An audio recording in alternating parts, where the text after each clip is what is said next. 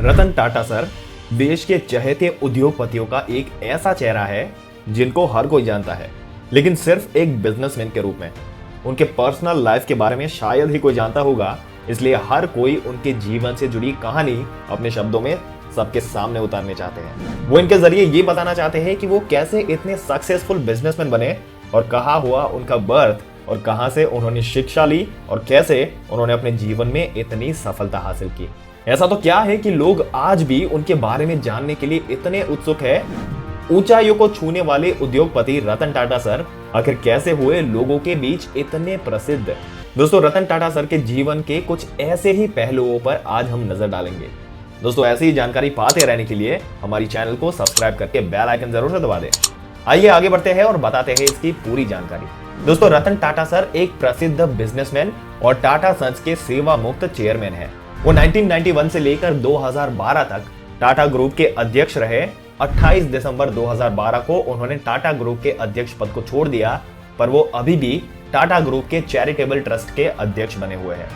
Ratan Tata sir Tata group के सभी प्रमुख कंपनियों जैसे कि Tata steel, Tata Motors, Tata power, Tata consultancy services, Tata T, Tata chemicals, Indian hotels और टाटा टेली सर्विसेज के भी अध्यक्ष थे।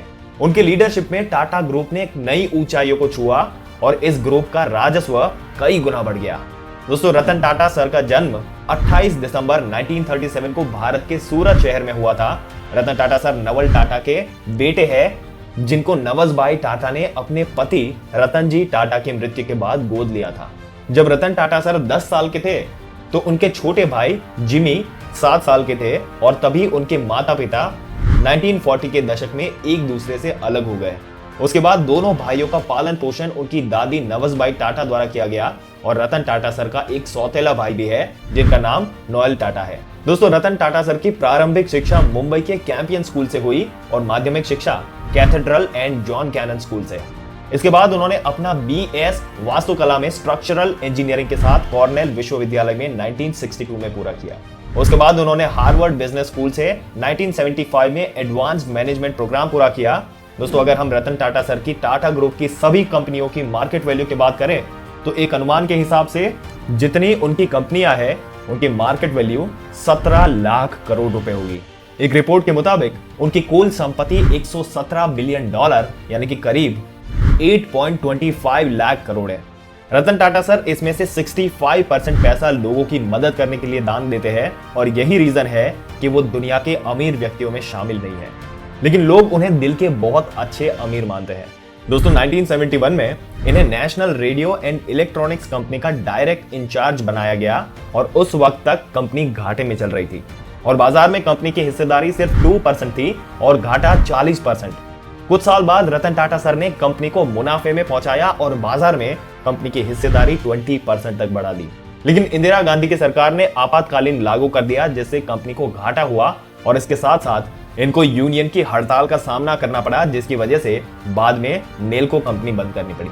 कुछ समय बाद रतन टाटा सर को एक एम्प्रेस मिल संभालने की जिम्मेदारी दी गई और टाटा ग्रुप की ये कंपनी भी घाटे का सामना कर रही थी, जिसके बाद रतन टाटा सर ने इसे काफी संभालने की कोशिश की, लेकिन इनको किसी कारण कंपनी की हालत सुधारने के लिए 50 लाख रुपयों की जरूरत थी, लेकिन उन्हें ये मिल नहीं पाए और एंड में इस कंपनी को बंद करना पड़ा, जिससे टाटा सर बहुत दुखी हुए। टाटा इंडस्ट्रीज की कमान संभालते ही टाटा कंसल्टेंसी सर्विसेज ने पब्लिक इशू जारी किया और टाटा मोटर्स को न्यूयॉर्क स्टॉक एक्सचेंज में लिस्ट किया। 1998 में टाटा मोटर्स ने पहली भारतीय यात्री कार टाटा इंडिका को बाजार में उतारा। रतन टाटा सर ने बहुत तेजी से टाटा ग्रुप को और बड़ा करने की योजना बनाई। इसी दूरदर्शिता के कारण 2000 में लंदन में मौजूद टेटली टी कंपनी को खरीदा और उसके बाद 2004 में इसने साउथ कोरिया के देव मोटर्स के ट्रक बनाने वाली कंपनी को खरीदा। उसके 3 साल बाद ही टाटा ग्रुप ने 2007 में स्टील बनाने वाली कंपनी एंग्लो डच को खरीदा। रतन टाटा सर ने कमान में टाटा ग्रुप दुनिया का 5वां सबसे बड़ा प्रोडक्शन कंपनी बन गई। दोस्तों, 21 सालों तक रतन टाटा सर ने टाटा कंपनी की कमान संभाली। रतन टाटा सर की नेतृत्व में टाटा ग्रुप का बाजार में 40% तक हिस्सेदारी और 50% तक प्रॉफिट बढ़ गया।